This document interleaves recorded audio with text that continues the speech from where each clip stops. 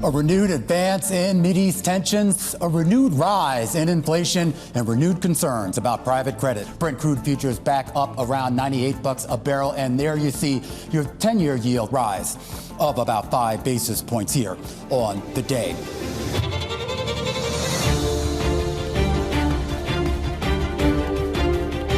Hello and welcome to the week ahead on Nomura Podcasts. I'm your host, Andrew Ticehurst from our Global Markets Research team, and today's Friday, the 5th of June. Well, global markets remain pretty fixated on the US-Iran conflict and consequent moves in oil prices, as noted there by Romain Bostic from Bloomberg. It remains a case of he said, they said, with President Trump reiterating that talks are progressing well, while communication from Iran has been rather more circumspect. Markets have largely embraced the Trump narrative for now, believing that resolution is near. But the conflict flared up again this week, and that has left some investors wondering.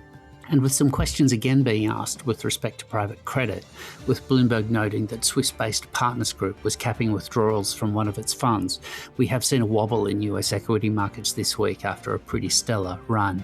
This week, I'll be checking in with some of Nomura's global research team. We'll be chatting about the resilient US economy and the coming US CPI report with Rashia Sharma from our research team in New York. In Europe, Andres Stepaniak from our London-based research team will be along to discuss the latest inflation data there and the coming ECB policy meeting. And then for Japan, we'll check in with Wichiro Nozaki in Tokyo to discuss some key data and BOJ communication, following a speech from BOJ Governor Ueda this week. Short and sweet this week, let's dive in.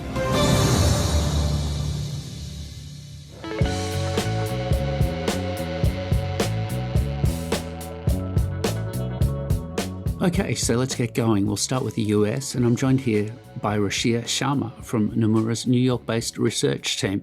Hey, Rashia, thanks for being here. Thanks for having me, Andrew. Excellent. Look, I thought we'd start with macro.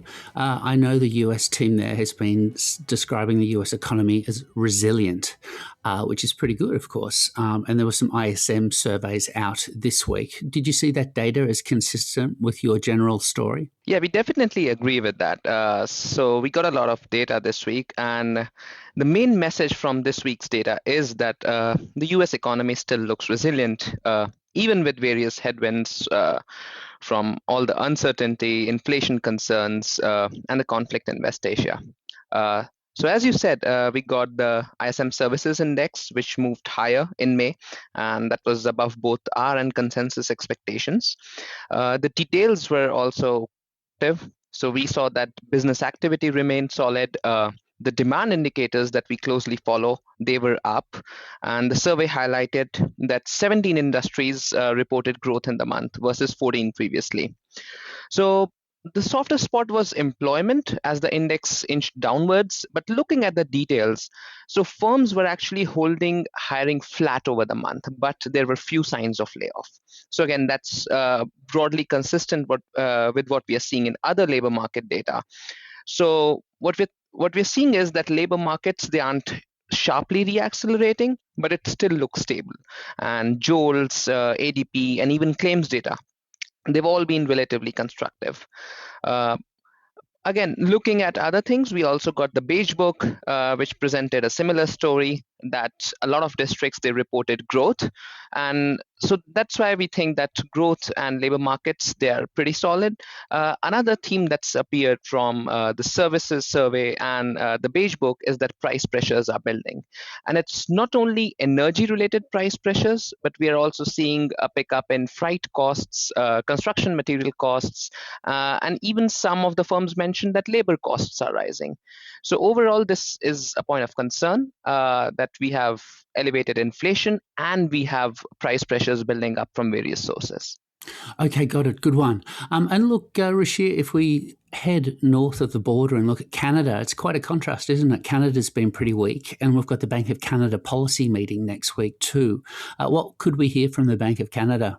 Yeah, definitely. So the contrast with Canada over there, it's quite stark. So we saw that real GDP surprised to the downside in Q1, and it contracted for a second consecutive quarter.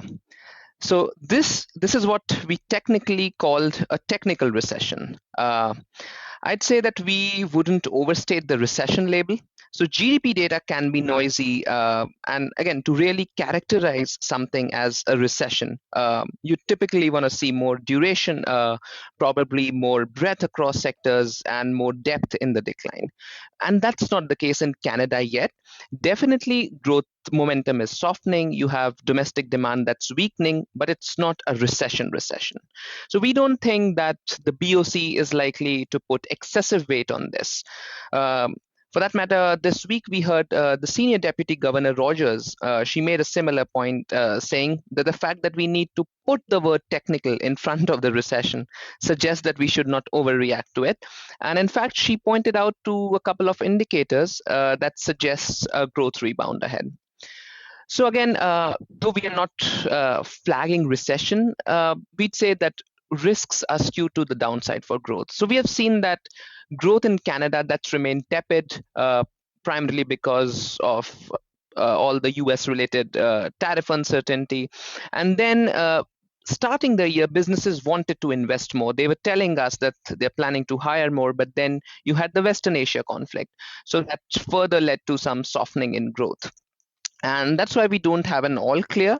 So the BOC is at a crossroads where you're seeing that headline inflation picked up, but broader price pressures are contained.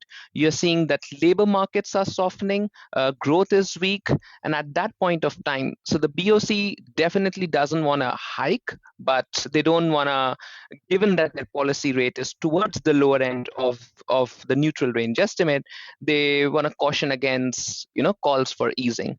So that's why we think that Macklem is likely to stay put. He's going to continue to argue for patience, and he's likely to refrain from giving any signals about the direction of the BOC's next move. Got it. Okay, so staying put and not too much forward guidance there. Hey, if we turn to the calendar, Rashir, the week ahead, it looks like the monthly CPI data in the US is probably one of the highlights. Have you got a forecast for that one? Yes. So for CPI, we expect that core CPI moderated to 0.18% month over month in May. That's down from 0.38% in April. So that said, the inflation story in the US, as we talked before, that's not entirely benign. So core goods prices this month, they likely remain slightly positive. So now you have a couple of effects coming in. The tariff effects are fading, but at the same time, we have higher information technology goods prices. That's reflecting the global chip shortages. On the services side, we think that super core inflation that likely decelerated following April's strength. But you have higher jet fuel costs that likely kept the airline fares firm, which offset pressures from other components. So the key point here is that though we expect that core CPI decelerated in May, core PCE, which is the Fed's preferred metric, that still remained elevated. That's partly because we think the PCE relevant PPI components were strong in May, and that's why we think that core PCE was about 3.4% year over year, and that's significantly above target. So even though, again, with tariff shocks fading, we have new price pressures that are emerging, and that's why we think that inflation is going to remain elevated this year. Okay, got it. And final question, Rashir, let's put this all together for the Fed. We've got a resilient US economy and maybe some mixed indicators on the labour market and the CPI, as you've been describing there. Where does this leave the Fed? They won't be out till the following week, the week after Bank of Canada. But are you pretty comfortable with your outlook for the Fed funds rate here? Yeah, I think we are pretty comfortable with that call. We expect the Fed to remain on hold for the foreseeable future. And we think the June FOMC meeting, that's going to be particularly interesting because, first of all, it's Kevin Warsh's first meeting as chair. And recently, we have got a couple of media reports that suggested that he might not submit his own dot at the meeting. So it's interesting because you have the June meeting where you have revised economic forecasts, you have the revised dot plot, and we have seen that recently even the dovish policymakers, they have taken cognizance of rising cost pressures, of stabilizing labor markets and resilient growth, and they've turned hawkish lately. We have a couple of policymakers who have discussed that they would actually prefer to drop the easing bias from the forward guidance language. That said, there's still a lot of uncertainty about whether we will have the forward guidance language in the first place at the June meeting, because Walsh has been skeptical about that. So again, the key debate is now we think that it's less about whether inflation has improved from its peak, or how's economic outlook evolving, but now a lot of officials are actually tracking the timing of return of inflation to target. A lot of officials have started to lay out scenarios where they might actually consider hikes. For example, Dallas Fed President Logan, while other officials, they've mentioned a couple of scenarios, Logan unconditionally laid out a scenario where she thinks that a hike might be required towards the end of the year. So, and another issue that we think that's going to gain some importance at the meeting is the trimmed mean inflation measure. So Kevin Walsh, during his Senate testimony, he talked about this measure, how he prefers it as a reliable source of underlying inflation. But we've seen that thus far, this particular metric that hasn't gained support across the committee, except Governor Bowman. And we did our own research about it, and we think that due to the changing price dynamics, due to skews, and due to the way that currently, due to the way in which this measure is presented currently by the Dallas Fed. So we are a bit skeptical about it, and we think that it actually underperforms the underlying inflation. So that's why we are skeptical about it. So yeah, a lot of things at the June FOMC meeting, definitely. Yeah, absolutely. Hey, Rashir, that's excellent. Thanks so much. Let's leave it there.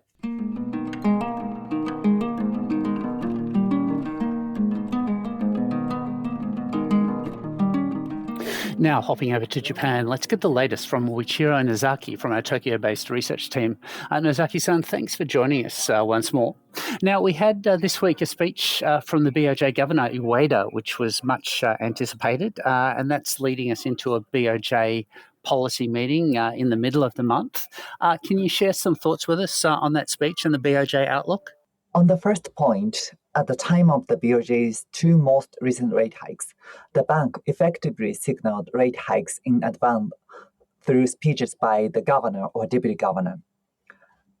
In Governor Ueda's speech this time, although the language was not as definitive before, given the uncertainty surrounding developments in the Middle East, but he said it will be necessary to thoroughly discuss the pros and cons of raising the policy interest rate.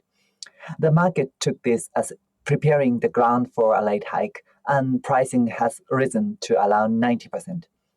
Ueda met with Prime Minister Takaichi on May 22, and I think the government must have shown some degree of understanding for the late hike.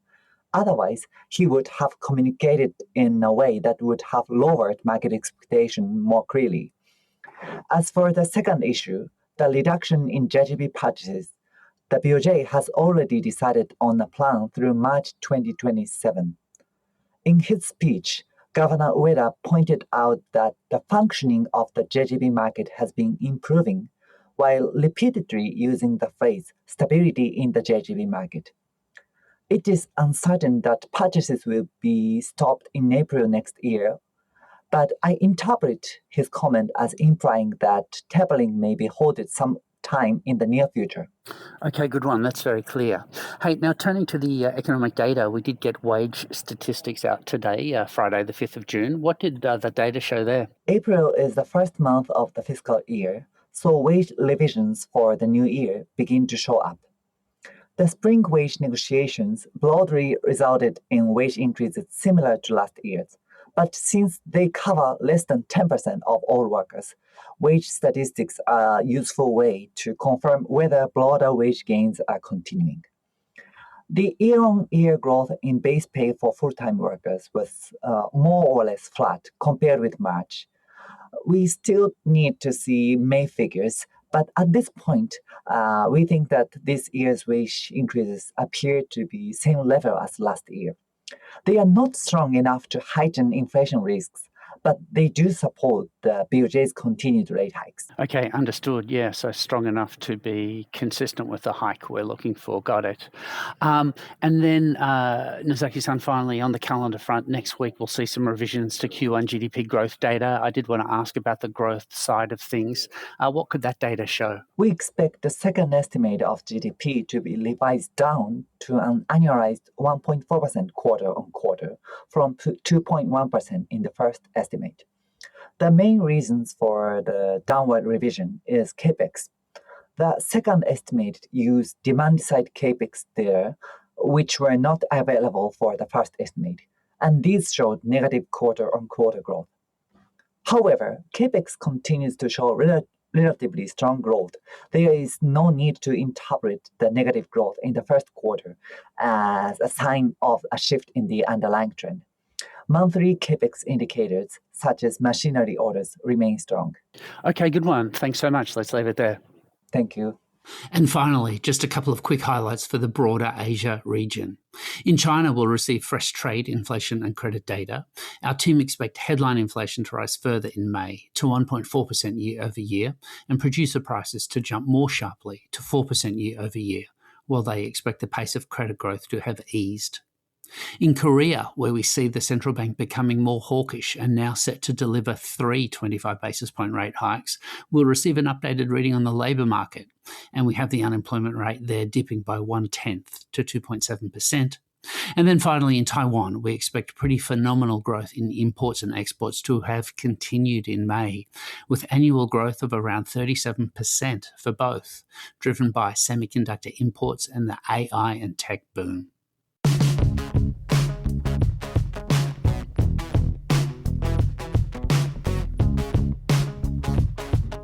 Now, moving across to Europe, I'm joined by Andrei Stepaniak from Nomura's London-based research team.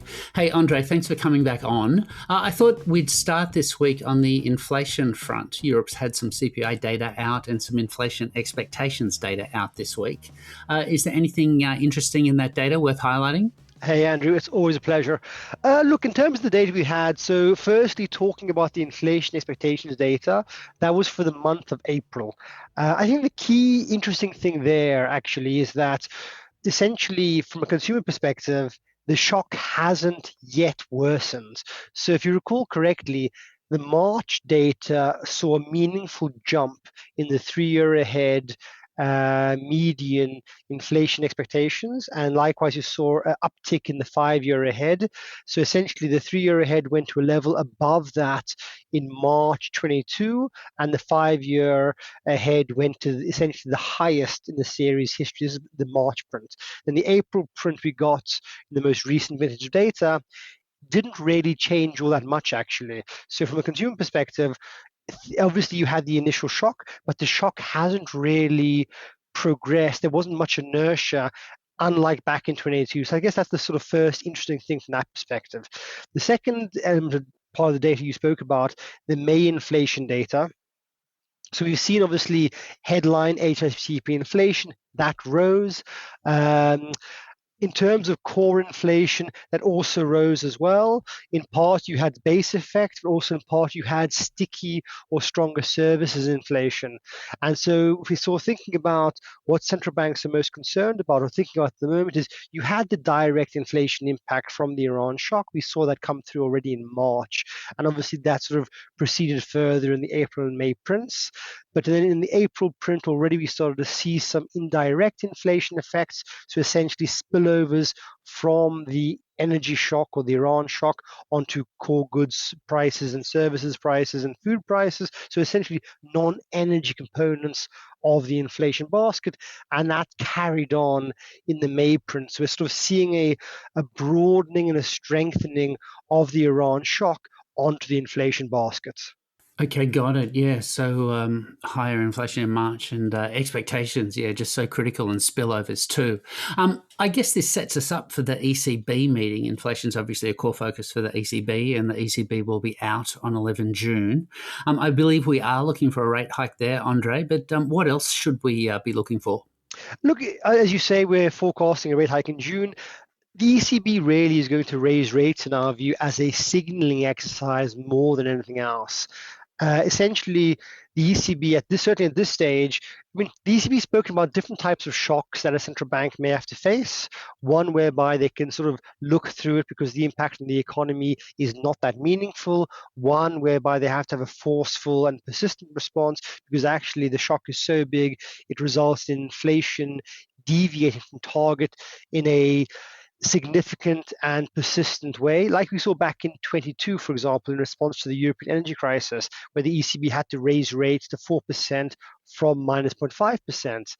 This time, though, the shock is one whereby the impact is meaningful, but so far, at least, the ECB doesn't think it's going to be persistent.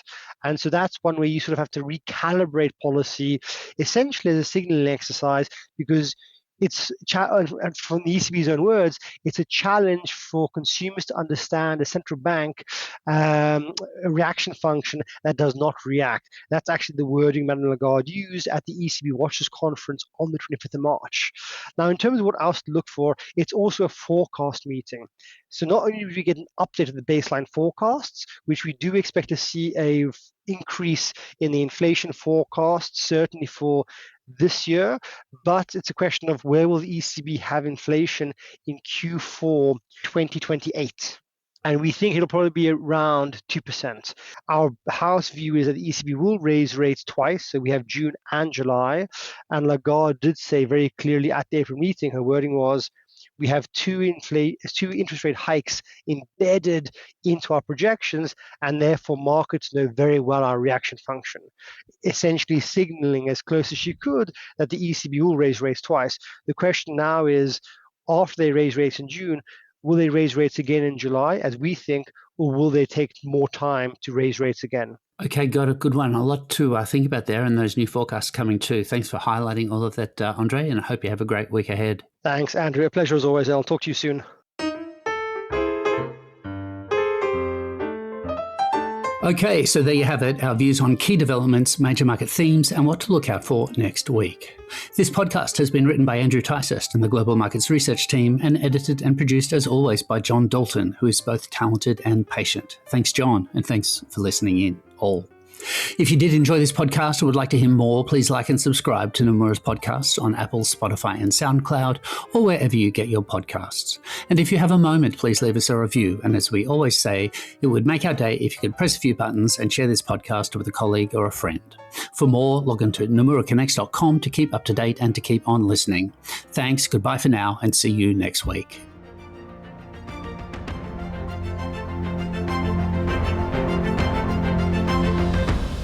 In a complex and unpredictable world, where a sunset in one market means a sunrise in another, one investment bank always looks beyond the horizon to help our clients release the potential of tomorrow, today. Nomura, connecting markets, east and west. Disclaimer. This content has been prepared by Nomura solely for information purposes. It is not intended to form the basis of any investment decision, and is not an offer or solicitation of an offer to buy or sell or enter into any agreement with respect to any security, product, service, including but not limited to investment advisory services or investments. The opinions expressed in the content do not constitute investment advice, nor is legal, regulatory, accounting, or tax advice, and may change at any time without notice. You should seek independent advice as appropriate for individual circumstances. For further information, disclaimers and disclosures, please visit Nomura Connects at www.nomurakonnects.com.